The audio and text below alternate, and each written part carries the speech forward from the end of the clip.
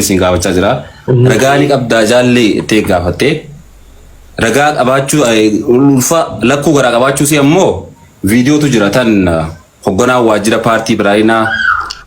Wasama lagi ragani qabdahi ani mo ragani qaban jeni barkay sin gara qabdu alin gara allakay sin lakku gara qabdu arragan qaba ati uggani fi dubbatu ragadan dubbadu yechuma fi nan dubbisan khase yechuda ani mo achira dubbade tin jira ani akay sin lakku gara qabdu ani ragan qaba sigale arragan qaban jebete akkasin jedinaul bakka khani duramurame akkasin fasii magala qiso tole ragan ke male ye garga qabat raga akay sin lakku qabdu Andim be khada jura kuban ka baye chut qamanin bira jira qamanin wala garre tanan duras finance uladura isani dabbash juru kantiba barbadu daf arke onnake wajin deme wajirotu hunda garsiise kantiba ninjiro ganu jan uladura tile wa polisni gize isan orku natti mani polis chasana kami dorkitani jarri ko warra ilmu lubu dabe je isan kana akka dhiifama gaafatuun godhee bilbila man abbaa gadaas dhabu qabna jee man abbaa gadaas illee geessee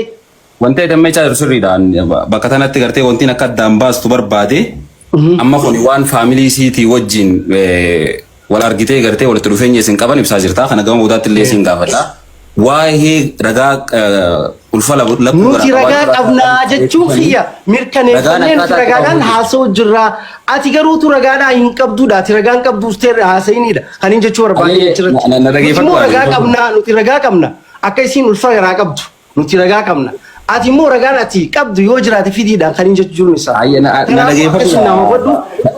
nasiyaasiyaat ulfa waggaa lamaa osoo qabdu du'uu isidha ani raganin kabarras burus talan tanafu ana kisib benin dubbada ani yaada keessatti furachaa jira Sharmar kee khiya tole umani khiya sakkasin naaw furu abalal mira khisa singalini ana asqofa wantina sigafa dulen ifa just akkuma ana asqofa tigarte kan hasoynu amma raga lal gaafi irratti akkaataan itti gaafatte ragaani qabda jaalle do ummata gaafadhe warra nasiyaatille gamanumaan dhiifama akkana godhan harruqiya ati gaamma nama gaazexeessummaa gaafa nuti ijoollee gaafa na qofoon kaatin nama hojjechaa ture dirree TV FM dirree keessa narra guddaa jechuu keetimi haa jechuu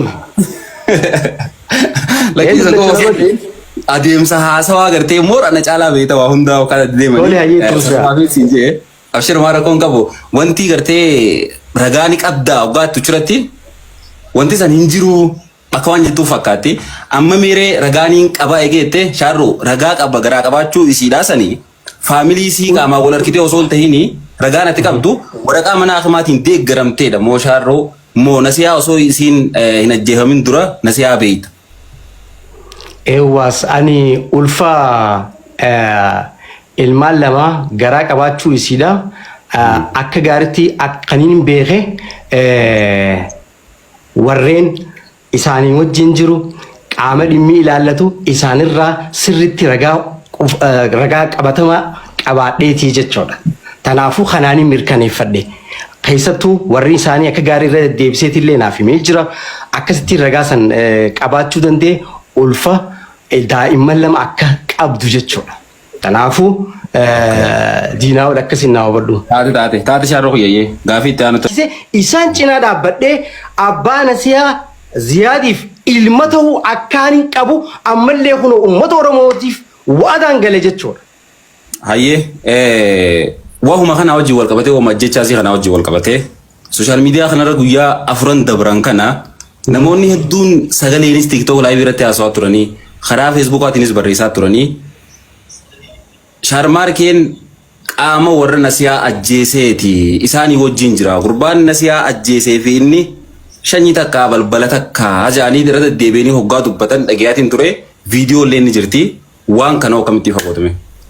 Wallaahi wabillaahi ani nama ajjeesee sin beeku ani qaama warra nasiyaati arraas borus qaama warra nasiyaati malee warra ajjeese kaan bilaas dhiyaqa hin beeku eenyu akka taanis hin beeku namni hin beeku warra nasiyaati arraas borus isaanii wajjin hin jira wallaahi wabillaahi.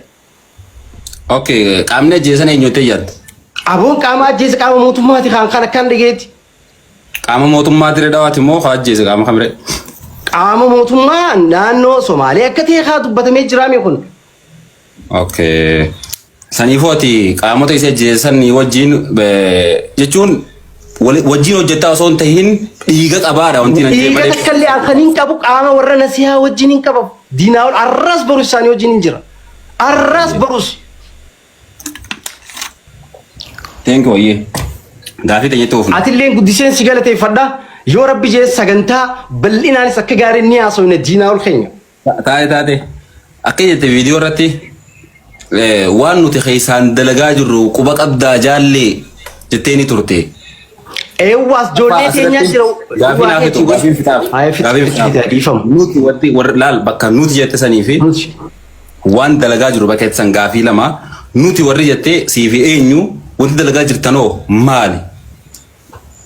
Eewwaas nuti hoggaan siin jiru ijoollee teenya tan artistoota wanni godhaadhaa jirru dhimma nasihaa kanarratti bulchiinsi maal godhutti akka jiruu fi dhimma kana akka dafanii fixuu qaban keessattuu gizee hunda sooshaal miidiyaa irratti gizee agarru dhimmi kun xumuramee mirgi isaanii likkitti eegamee gaafiin isaan gaafatan likkitti gaafiin isaanii gaafii sirriiti gaafii kanaaf deebisaa gahee akka harkachuu qaban nuti puush godhu jirra hanga dandeenyutti mana abbaa gadaas dheegaa bulchiinsa biraas dhagaa godhu jirraa jechuudha. Waa'ee gartee amma dhiiga sii amma kaaste kanarratti mana abbaa gadaa dheeyinee isaa wajjin walqunnamnee jirra jette yeroo meeqa mana abbaa gadaa dheeyite fakkeenyaaf akka mataa keetiitti eenyu fa'aa wajjin dheeyitee bakka san ani namoota bakka san dhaqanii amma kana ragaa wajjin sii fida nama sanillee yaammadheetiin sii fidaa jechuudha miidiyaa irratti asumarratti dubbachuu ni danda'a waan ta'eef ijoollee jireette.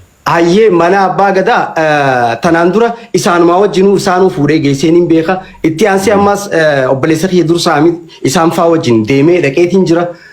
Deebii ammas saayibootan kiyya kaniin maqaa tuquu hin dandeenye isaanii wajjinis dhaqee mana abbaa gadaa wajjin bira deemee akka inni nama tokko tokko ilaalama nama tokko tokko ani niin beekan ijoollee sanii naa himte viidiyoo illee ni jirti meel isaan keessaa mee nama tokko naa tuqe nama akka ragaatti.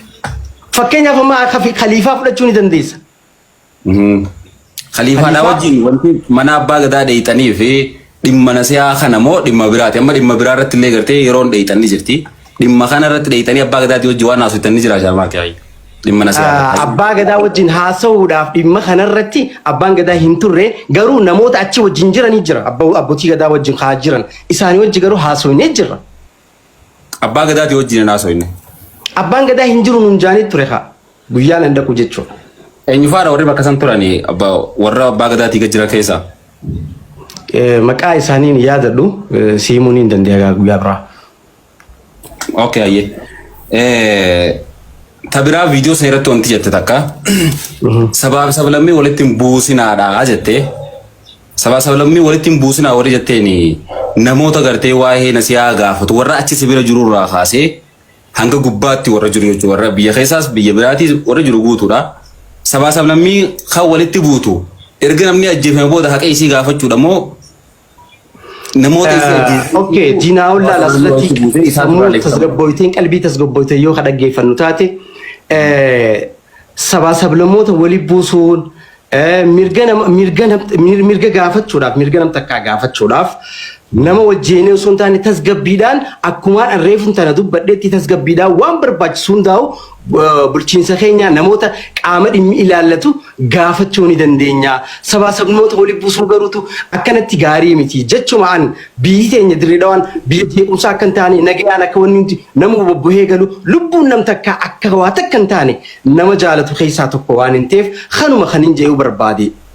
Egaa fi kiyyallee ni faa shaarroo kiyyaa erga namni ajjeefame booda haqa namaa gaafachuutu saba walitti buusuudha moo nama magaalaa san keessa namaa ajjeesu namnummaa lubbuun namaatu takka bahuu hin qabdu namni amma gaafsan rakkina kana uume qaama mootummaati.